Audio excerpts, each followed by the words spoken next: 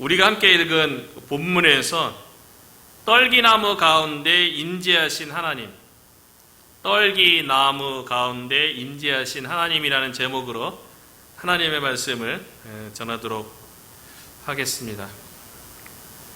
이번 주에 여러 목사님들과 교제도 나눴고요. 그리고 전도 세미나에 가서 전도에 대해서 도전받고 또 열정도 느끼고 아주 귀한 시간이었던 것 같아요. 그 강사로 오신 분은 이전에 새롭게 하소서에서 나와서 원래 강구업을 하시는 그런 분이었는데 이제 그것을 가만두고 자신의 달란트를 가지고 하나님을 섬기겠다고 강고를 통해서 5개 강고, 지금 많이 이렇게 새롭게 하소서는 5개 강고 이런 것들을 중심으로 이렇게 간증을 나눴는데 이번 주에 가지고 온 여러 가지 전도 자료, 홍보하는 그 영상 보니까 다양하게 사역을 하시더라고요. 그래서 이제 이분이 이제 유명한 거는 뉴욕에 있는 타임스퀘어에 이제 크게 이제 5개 강고를 달아서 강구하는데, 그러니까 주된 메시지가 뭐냐면 It's okay with Jesus. 예수님이랑 함께라면 괜찮습니다. 근데 약간 좀 이번에 이렇게 많이 도전했던 게 뭐냐면, 전도하는데 내가 그리스도인이다, 내가 예수 그리스도의 복음을 약간 전해놨다, 이런 것보다도 약간 좀 이렇게 안 믿는 사람이 약간 거부감 없이 복음을 받아들일 수 있도록 문구도 참 잘 선정한 것 같고, 한국의 유명한 기독 연예인들을 배경으로 해갖고 It's okay with Jesus 이런 이제 5개의 강고를 이렇게 건물에도 하고요, 버스에도 하기도 하고, 그리고 지금은 이제 차량 뒤에 이제 스티커로 붙이기도 하고, 그런 이제 지금 작년에는 캘리포니아에서 이거를 Blessing USA라는 타이틀을 내갖고 캘리포니아 지역에서 전도 여러 가지 사역을 했다 그래요. 그리고 이제 전도 명함도 있고, 그 명함 안에는 이제 간단하게 이제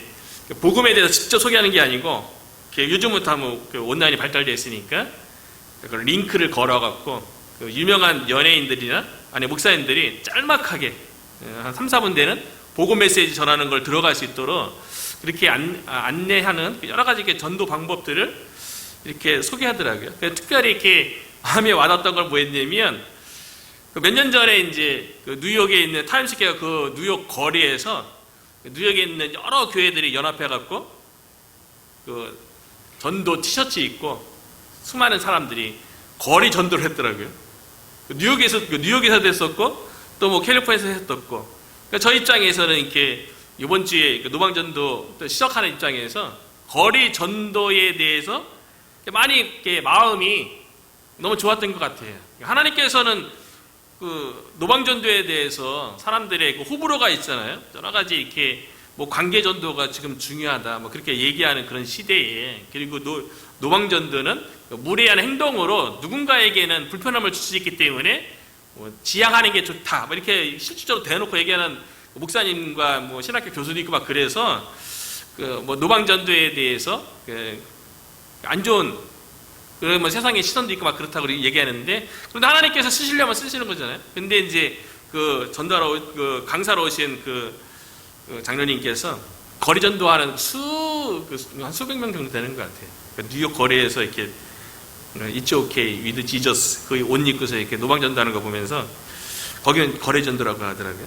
다시 한번 이렇게 전도에 대해서 도전받고 다시 한번 이렇게 열정이 생기는 아주 좋았던 시간이었고요. 그리고 여러 목사님들이 이렇게 만나서 이렇게 교제하다 보니까 몇몇 목사님은 전도를 실질적으로 이렇게 나가서 거리에 나가서 전도하기도 하고 여러 가지 모양으로 주변에서도 이렇게 전도하는 분들이 있구나, 전도하려고 하는 많은 분들이 있구나, 한 100명 좀 넘게 모인 것 같아요.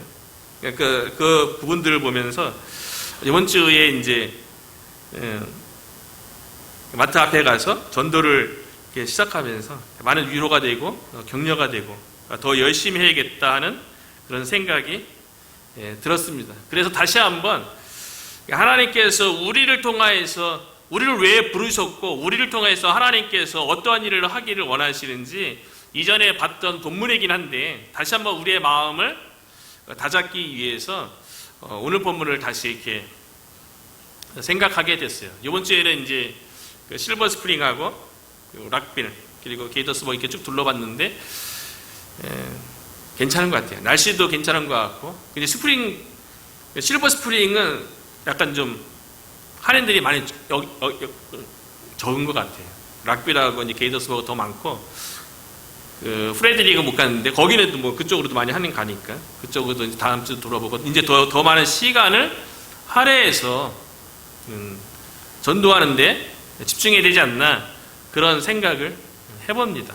그래서 오늘 본문 속에서 하나님께서 우리를 위로하시고 또 격려하시고 용기 주시고 우리를 왜 부르셔서 어떤 일을 하기를 원하시는지 오늘 본문에서 하나님의 음성을 듣기를 바랍니다.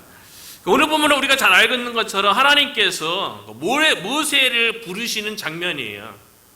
그런데 특별히 2절에 보면 뭐라고 기록되어 있냐면 여호와의 사자가 떨기나무 가운데로부터 나오는 불꽃 안에서 그에게 나타나시니라. 그가 보니 떨기나무에 불이 붙었으나 그 떨기나무가 사라지지 아니하는지라. 하나님께서 모세를 만나 주시는데요. 어떻게 만나 주시냐면 모세가 양떼를 이끌고 서쪽으로 이동하다가 하나님의 산 호렙에 머물렀을 적에 하나님께서 임재하세요. 근데 우리는 생각하기를 거룩하시고 의로우신 하나님께서 그 만왕의 왕 또 만주의 주이신 하나님께서 우리 가운데 찾아오신다면 어디에 찾아오실 것인가? 하나님처럼 영광스럽고 영화로우신 분이 만약에 누군가를 만나기 위해서 임재하셔서 찾아오신다고 할 때 오늘 본문에서는 떨기 가운데 하나님께서 영이시기 때문에 불꽃으로 임재하셔서 그 불꽃 가운데서 이제 모세를 부르시잖아요. 그런데 너무 의외인 것은 어떻게 그 거룩하시고 영화로우신 그 하나님께서 인간이 감히 접근할 수도 있고 대면할 수도 없는 그 존귀한 그 하나님께서 임재하시는데 임재한 곳이 떨기나무라는 거예요. 떨기나무. 우리 한글 성경에는 떨기나무로 되어 있고요. 원래는 원문상의 의미는 가시덤불이고요. 영어로는 쏜 부시. 영어 성경에는 부시라고 다 이렇게 번역이 되어 있더라고요. 그러니까 나무 가운데서도요. 아무 쓸모가 없는 볼품없고 앙상하고 그냥 가치 없게 여겨지는 그 가시 덤불 가운데 하나님께서 불꽃으로 임재했다는 거예요. 이게 큰 우리에게 은혜죠. 하나님께서 임재하시려면 그래도 나무가 곱고 멋있던가 아니면은 화려하고 예쁜 꽃 가운데 임재하실 것도 같은데 그것도 광야 가운데 아주 볼품없는 떨기나무 가운데 임재했다는 거죠. 성지순례 갔던 많은 분들은 뭐 이전에도 그 복지센터에서 어르신들 보니까는 많은 분들이 그 성지순례 갔다 왔더라고요. 갔다 오신 분들 대부분 얘기하는데 떨기나무가 이렇게 되게 볼품 없다고 얘기해요. 저는 뭐 성지순례 가서 직접 떨기나무는 보지 못했지만 워싱턴 DC에 있는 성경 박물관 가면 그곳에 떨기나무 실제로 있어요. 그 무용도 이렇게 해놨고요. 되게 볼품 없어요. 그냥 들에 있는 그냥 가시덤불 같은 가시덤불이죠. 가시덤불 그 곳에 하나님께서 불꽃으로 임재한 거예요. 그런데 그 떨기나무가 불이 붙으면 그냥 땔감으로 쓰이는 그런 하찮은 그 나무에 불꽃이 임했는데 타지 아니하니까 그 놀라운 광경을 보고 어떻게 나무에 불이 붙었는데 타지 아니하는가 그 신기함에 끌려서 모세가 그 불꽃 가운데 가까이 갔다가 하나님의 음성을 듣게 되는 거죠. 하나님께서 그 거룩하시고 존귀하신 하나님께서 아무 쓰잘데기 없고 하찮게 여겨지고 볼품없는 떨기나무에 임재했다고 하는 것은요, 또 그곳에서 하나님께서 모세를 부르신 이유는 떨기나무 같은 그 하잘것없는 그곳에도 불꽃으로 하나님께서 임재했다고 그 광경을 통해서요, 모세에게 말씀하시는 거예요. 사실은 그 떨기나무가 무엇을 상징하냐면 하나님께서 모세를 부르셔서 모세 가운데 하나님께서 함께 할 것에 대해서 미리 보여주는 거예요. 지금 모세가 지금 어떤 상황 가운데 있습니까? 나이는 80세예요. 그리고 40세 때까지는 이집트에서 왕자로, 이집트의 2인자로 살았었지만 자기 동족인 히브리인 한 명을 구하려고 하다가 애국 관리를 돌로 쳐 죽이죠. 그것이 바로에게 발각이 될 것이 두려워서 애굽에서 도망쳐서 미디안 광야에 숨어 있다가 그것에서 우물가에서 십보라를 만나고 십보라와 결혼을 해서 장인 어른 되는 이드로의 집에서 40년 동안 처가살이 하는 거예요. 그러니까 모세 입장에서는 이전까지 40살까지는 왕궁에서 왕자로 자랐고 왕자로서 누릴 수 있는 부귀영화를 다 누렸고요. 왕궁에서 교육하는 그 왕궁의 교육을 다 받고 자란 학식과 지혜가 뛰어났던 그런 모세인데요. 자기 동족 한 명 구하려고 했다는 그것 때문에 그것이 발각될까봐 도망자 신분이 되었죠. 그리고 미디안 광야에서 장인 어른의 집에서 처가설이 하면서 내 양떼를 돌보는 게 아니라 장인어른의 양떼를 돌보는데 그것도 40년 동안 지금도 하나님의 산 호렙에서 하나님의 부르신 가운데 있는 모세가요, 자기 양떼를 돌보는 거 아니에요. 40년 동안 장인어른의 양떼를 쳤으면 야곱처럼 좀 계산이 빠르고 자기 욕심이 있으면 자기 양떼 얼마든지 만들어서 독립할 수 있을 수 있었을 텐데 모세는 그러지 않았던 거예요. 성격상 야곱처럼 그렇게 약삭 빠르지 못한 것 같아요. 그러니까 어찌 보면 모세의 모습이 약간 자존감도 많이 떨어져 있고 그 자신감도 없어 보이는 모습으로 비춰지죠. 그리고 그 당시의 목자로서 어떤 누구도 알아주지 않는 거기다가 도망자니까 아주 인생 가운데 하찮고 볼품없는 인생이 바로 모세의 인생이죠.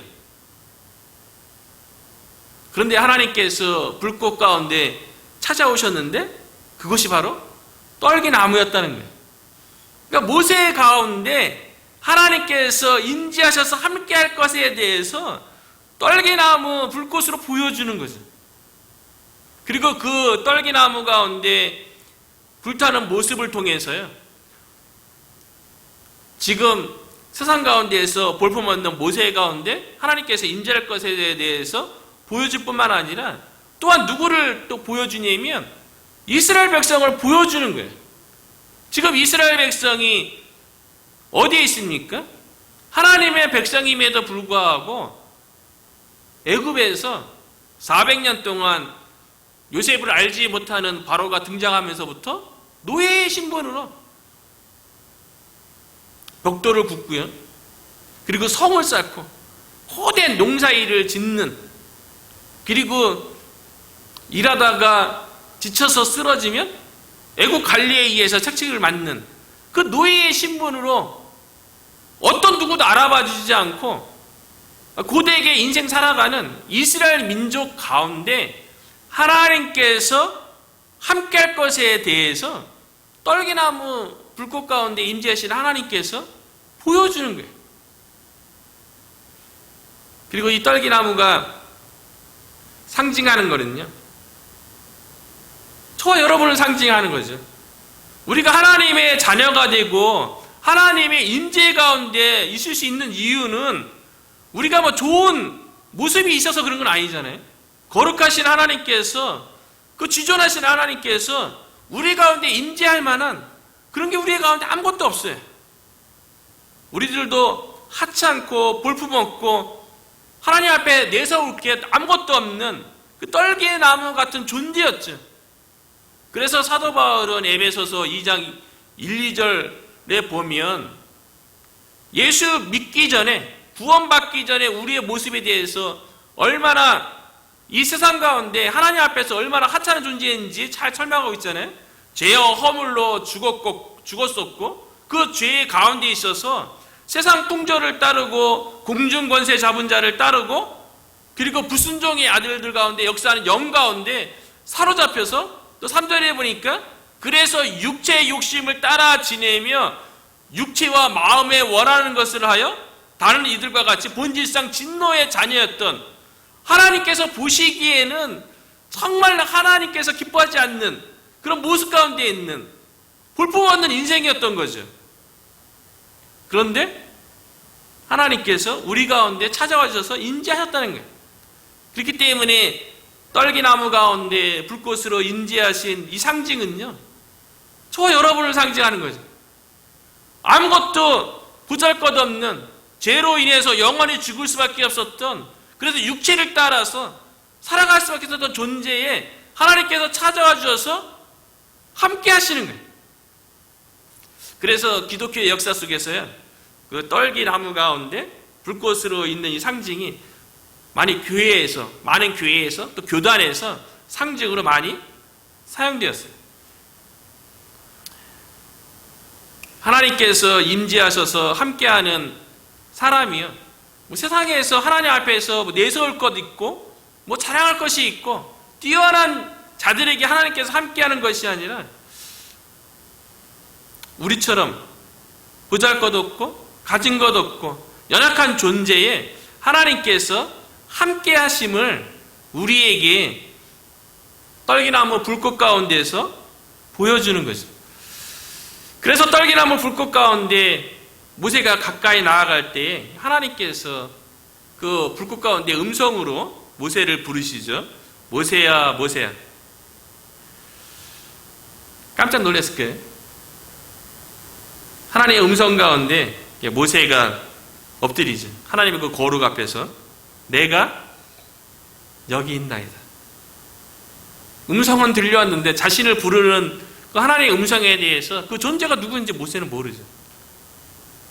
하나님께서 모세에게 자신이 누구인지 6절에 설명해 주는데, 또 이르시되 나는 내 조상의 하나님이니 아브라함의 하나님, 이삭의 하나님, 야곱의 하나님이니라. 모세가 하나님 배웠기를 두려워하여 얼굴을 가리고. 떨기나무 가운데 불꽃으로 인지하신 그분이 조상의 하나님이라는 거죠. 아브라함의 하나님, 이삭의 하나님, 야곱의 하나님. 야곱과 이삭과 야곱이 누굽니까? 하나님과 1대1로 족장으로서 언약을 맺은 당사자들이에요.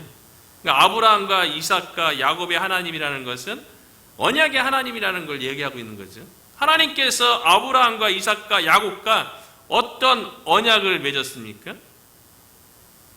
하나님께서 아브라함을 부르실 적에 아브라함을 통해서 많은 후손을 줄 것에 대해서, 하늘의 별과 같이 바다의 모래알 같이 많은 후손을 줄 것에 대해서 첫 번째 약속하시고, 두 번째는 가나안 땅을 주실 것에 대해서 약속하시고요, 세 번째는 모든 족속이 너로 말미암아 복을 받을 것에 대해서 약속하셨어요.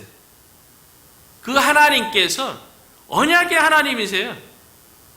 하나님의 백성 가운데 약속하신 것에 대해서 성실하게 반드시 성취하시는 하나님인 것을 모세에게 말씀하시는 거예요. 그래서 아브라함의 하나님, 이삭의 하나님, 야곱의 하나님이라고 얘기하는데요, 이미 애굽 땅에서 하나님께서 아브라함과 이삭과 야곱과 약속하신 첫 번째 약속, 많은 후손에 대해서 이스라엘 백성 가운데 이미 성취하셨어요.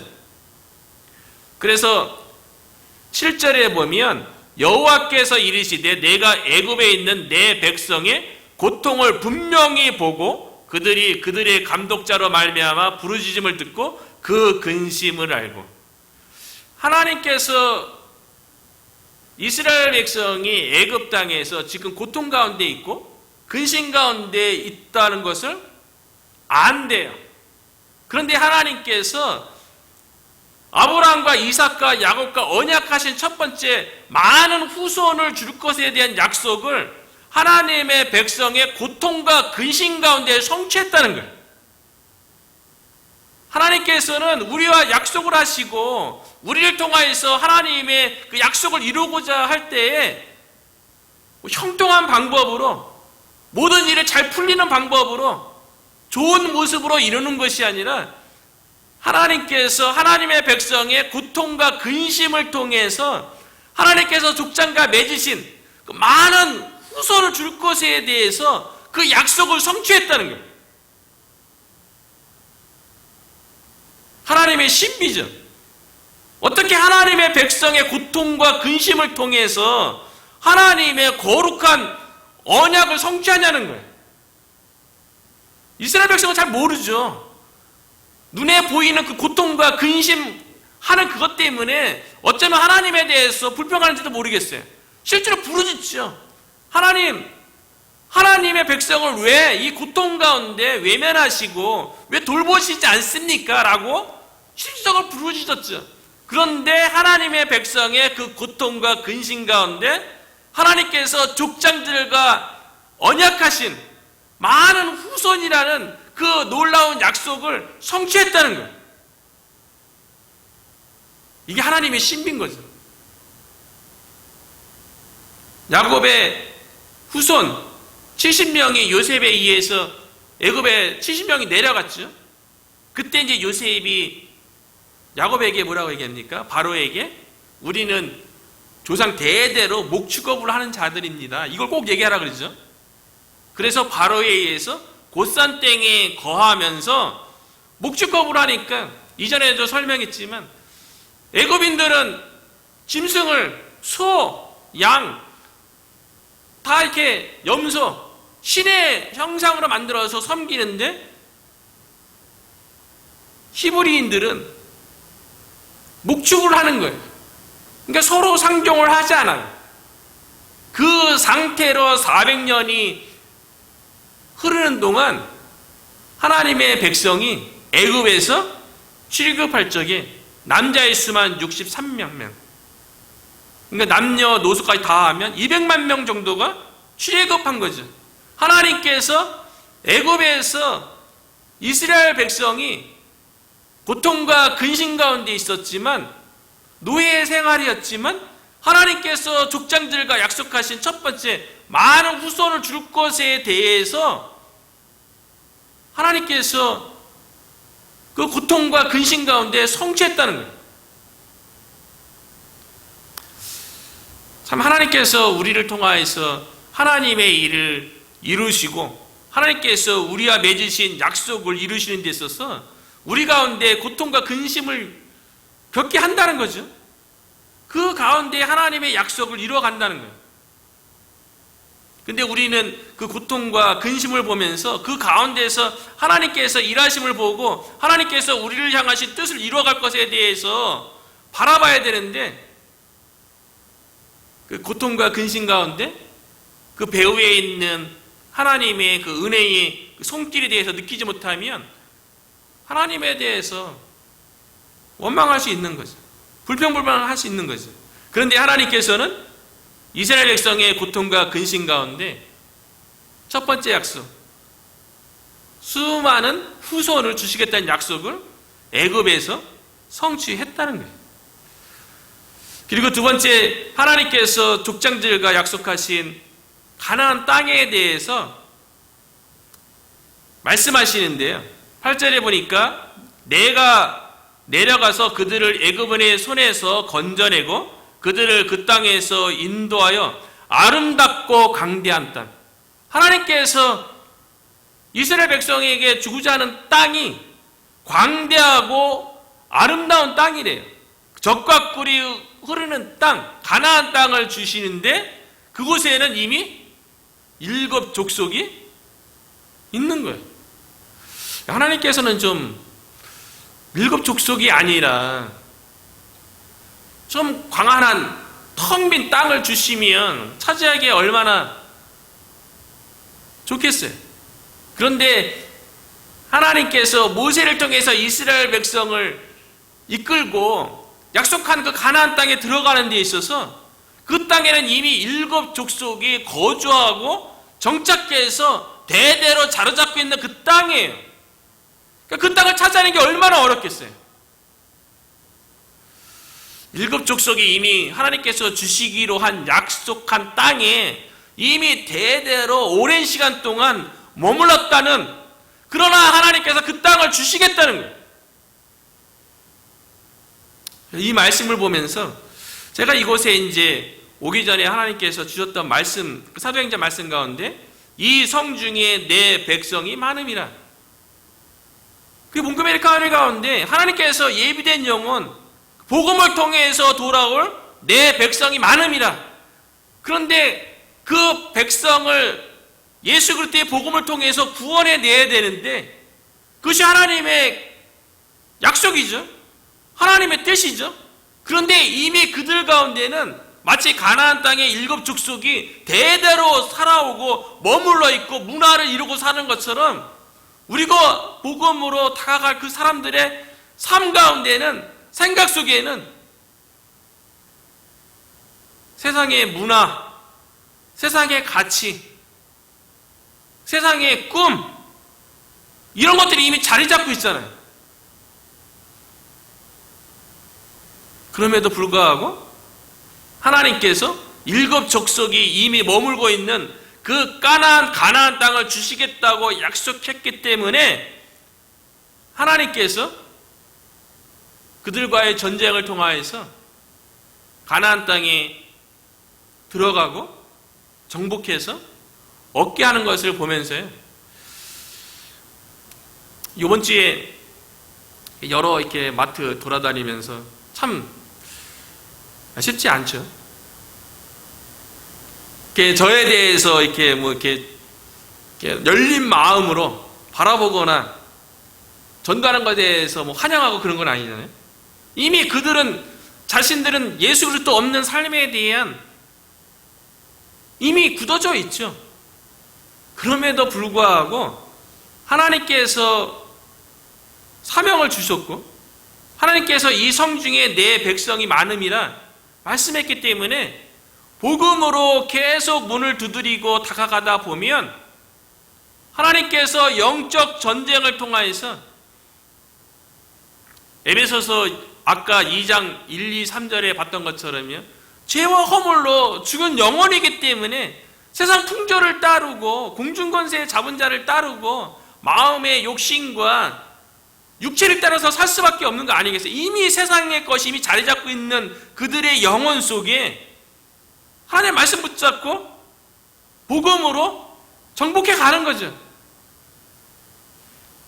하나님께서 이스라엘 백성에게 가나안 땅을 주시기 위해서 모세를 부르셨던 것처럼 하나님께서 우리를 부르셔서 이 몽고메리 카운티 가운데, 이 지역 가운데 정중앙 이곳에 워이턴 성도교회를 세워주시고 우리의 교회를 통하여서 이 지역 가운데 하나님의 뜻이 이루어지고 하나님의 나라가 확장되는데 우리가 쓰임받기 위해서 이곳에 있는 줄로 믿습니다. 그렇게 부름받은 거죠. 모세가 하나님의 백성을 이끌어내서 가나안 땅까지 이끌어야 되는데요, 이 하나님의 사명 가운데 모세의 반응이 나오죠. 하나님께서 이제 모세에게 이렇게 얘기해요. 10절에 보면 이제 내가 너로 바로에게 보내어 너에게 내 백성 이스라엘 자손을 애굽에서 인도하여 내게 하리라. 모세의 사명이 뭡니까? 바로에게 가야 되는 거예요. 하나님의 백성이 바로의 권세 가운데 있는 거예요. 그래서 모세가 바로에게 가야 되고 바로의 권세 가운데 있는 하나님의 백성 이스라엘 자손을 애굽에서 인도하여 내라는 거예요. 오늘날로 치면 바로는 세상의 권세 잡은 자죠. 세상의 권세 가운데, 세상의 임금 가운데 사로잡혀 있는 수많은 영혼들을 인도하기 위해서 하나님께서 저와 여러분을 부르시고 이곳에 보내신 줄로 믿어요. 이 하나님의 부르심과 사명 가운데요, 모세가 하나님 앞에 뭐라고 얘기하냐면요, 11절에 보니까 모세가 하나님께 아뢰되 내가 누구이기에 바로에게 가며 이스라엘 자손을 애굽에서 인도하여 내리이까. 참, 이 말씀 때문에 우리가 살아가는 거죠. 내가 누구입니까? 내가 누구이기에 바로에게 가며 이스라엘 자손을 애굽에서 인도하여 낼 수 있겠습니까? 그 일을 내가 해야 됩니까? 하나님, 내가 누구이기에 이 지역 가운데서 복음 들고 나가야 되고 또 사람들을 더 많이 만나야죠. 또 소망이 생기는 거예요. 전도 세미나도 그렇고 또 실제로 이렇게 다녀보니까 더 기도하고 더 적극적으로 여러 가지 아이디어를 가지고 사람들에게 다가가야겠다는 생각이 들어요. 내가 누구이긴요. 하나님의 부르심 받은 하나님의 백성인 거죠. 이스라엘 자손을 애굽에서 인도하여 내리이다. 애굽에서 고통과 근심 가운데 부르짖는 그들을 보고 그들을 그 고통 가운데에서 인도하여 내라는 거죠. 우리가 아까 탕자의 그 노래에 대해서 불렀지만, 세상에서 방황하고 무거운 짐 지고 살아갈 때에, 그러니까 우리 주변에 있는 예수 그리스도를 모르고 살아가는, 겉으로 보기에는 세상의 물질 가운데, 세상의 안락한 가운데 아무 문제 살아가는 것 같은 그들의 영혼에 대해서 안타까운 마음을 가져야죠. 우리가 살아가는 이 세상이 전부가 아니잖아요. 우리가 예수 그리스도를 믿고 우리가 살아가는 육신의 삶이 전부가 아니라는 것을 우리는 하나님을 경험하고 예수 그리스도를 통하여서 영적인 세계를 맛보고 영생에 있음을 경험한 자로서 그 하나님의 사랑을 받은 우리가 세상에서 살아가는 그 영혼에 대해서 안타깝고 불쌍히 여기는 마음을 가져야죠. 그리고 그 영혼들을 인도해 내기를 하나님께서는 원하시는 거죠. 그 일을 위해서 하나님께서 우리를 부르신 줄로 믿습니다. 그런데 참 하나님께서 우리를 부르시고 애굽에 있는 이스라엘 백성을 인도해 내는 것처럼 이 세상 가운데 죄와 사망 가운데 있는 수많은 영혼들을 인도해 내라는 그 하나님의 사명 가운데 감당하는 일이 쉬운 일이 아니죠. 그러니까 모세가 내가 누구이기에 어떻게 하나님께서 저에게 부탁하시는 그 사명을 감당할 수 있습니까? 우리도 그렇게 말하는 거 아니겠어요? 하나님, 그 사명은 감당 잘 못하겠고 저 혼자 신앙생활 열심히 할게요. 저 혼자 하나님 잘 섬길게요. 대부분 그렇게 얘기하는 거 아닙니까? 근데 많은 사람들이, 많은 믿음의 조상들도 그렇게 반응했던 것 같아요. 예레미야 선지자도 하나님의 부르심을 받고 하나님께서 사명을 주셨는데요. 그 사명이 무엇이냐면 멸망하게는 유다를 향해서 바벨론에게 멸망할 것에 대해서 예언하라는 거예요. 아니, 내 조국이, 내 혈육이 멸망할 것에 대해서 예언하는 것만큼 어려운 일이 어디 있습니까? 그럼 유다 백성 입장에서 예레미야 선지자는 그 매국노와 같은 거죠. 어떻게 너는 자기 나라가 멸망하기를 예언을 하냐고 그렇게 얘기하지 않겠어요? 그리고 70년 동안 포로로 생활했다가 70년이 다 차면 다시 돌아올 것에 대해서 예언하는 일은 쉬운 일은 아니죠. 그 사명을 감당하는 게 쉽지 않으니까 예레미야 선지자도 하나님이 주신 그 사명에 대해서 예레미야 1장 6절에 보니까요, 내가 이르되 슬프도소이사 주 여호와여 보소서 나는 아이라 말할 줄을 알지 못하나이다 아니. 예레미야 선지자가 다 큰 성인인데 내가 아이래요, 아이. 그렇게 하나님 앞에 이야기할 정도로 하나님이 주신 사명을 감당하기에 벅차다는 거죠. 마치 아이처럼 그 사명을 감당하기에 벅차다는 거예요. 그런데 하나님께서 하나님의 사명을 감당하기에 힘들어하는 예레미야 선지자에게 주신 말씀은요, 예레미야 1장 7, 8절에 보니까 여호와께서 내게 이르시되 너는 아이라 말하지 말고 내가 너를 누구에게 보내든지 너는 가며 내가 내게 무엇을 명령하든지 너는 말할지니라. 예레미야 선지자에게만 하나님께서 이 말씀을 하실까요? 어쩌면 우리들도 우리 스스로를 아이라고 생각할 수 있죠. 참 세상이 참 커 보여요. 예수 안 믿는 사람들이 더 커 보여요. 다 이렇게 뭐 저보다 더 좋은 차 타고 쇼핑하러 오고 옷 입고 뭐 백 들고 이런 거 보면 다 괜찮아 보여요. 더 잘 살아 보이는 거예요.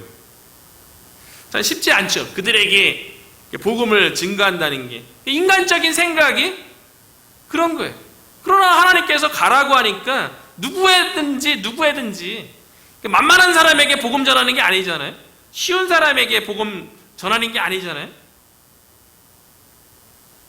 세상적인 기준으로 누구는 더 낫고 누구는 좀 힘들어 보이고 세상적인 기준인 거지, 하나님께서 보시기에는 다 하나님을 알지 못하는 그 세상 가운데에서 죄악 가운데 살아가는 다 불쌍한 영혼들인 거죠. 누구에게 보내든지 너는 가며 내가 내게 무엇을 명령하든지 너는 말할지어다. 우리가 복음을 가지고 어떤 누구에든지 사람에 대해서 상관하지 않고 차별하지 않고 다가가야 되는 거죠. 너는 그들 때문에 두려워하지 말라. 내가 너와 함께하여 너를 구원하리라. 나 여호와의 말이니라. 그들 때문에 두려워하지 말라. 저에게 막 위로가 되는 거야. 그래도 뭐 감사하게 계속 뭐 2주 동안 또 기도하러 돌아다니고 또 전도 세미나 하면서 또 이렇게 또 감동되고, 아, 나만 이렇게 하는 게 아니라 내 주변에 또 목사님들 만나니까 또 있는 곳에서 또 열심히 또 전도하려고 애쓰는 분들도 있고, 그런 거 보니까 그런 데 가서 이제 이렇게 다시 감동되어지고 열정을 회복하는 거지.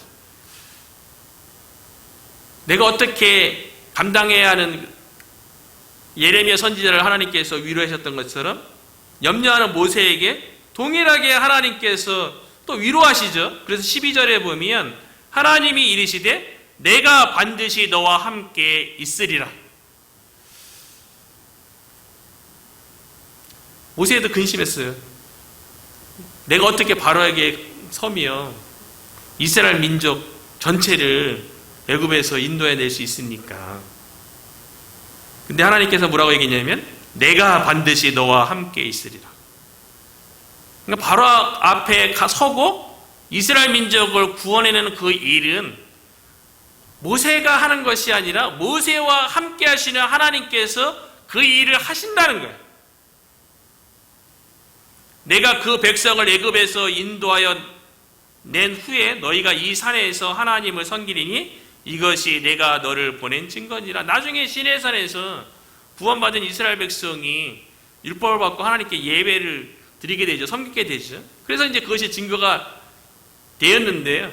그렇게 되기까지 하나님께서 이스라엘 민족을 애굽에서 구원하는 데 있어서 내가 반드시 너와 함께 있으리라. 이것이 모세가 이스라엘 민족을 애굽에서 구원하는데 쓰임받을 수 있었던 이유인 거죠. 그러니까 중요한 거는 우리가 떨기나무라고 얘기했잖아요. 세상에서 보기에 하찮고 볼품없고 가치 없는 그런 존재이지만 하나님께서 불꽃 가운데 인재하시고 하나님께서 내가 반드시 너와 함께 있으리라. 함께 하시는 그 하나님께서 떨기나무 같은 우리를 통해서 일하신다는 거예요. 그렇기 때문에 계속 이번 주에 노방전도가 하면서 생각이 드는 거는 하나님이 나와 함께 하는가? 우리가 그러니까 던져야 할 질문은 지난번에도 이 본문 가운데 설교할 때에도 내가 누구입니까? 내가 가진 것,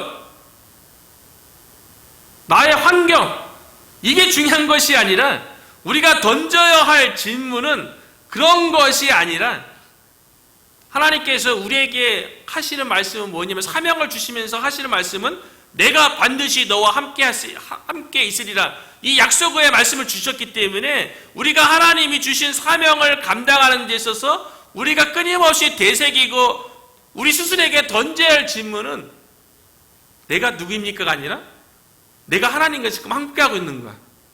내가 지금 하나님과 함께하고 있는가?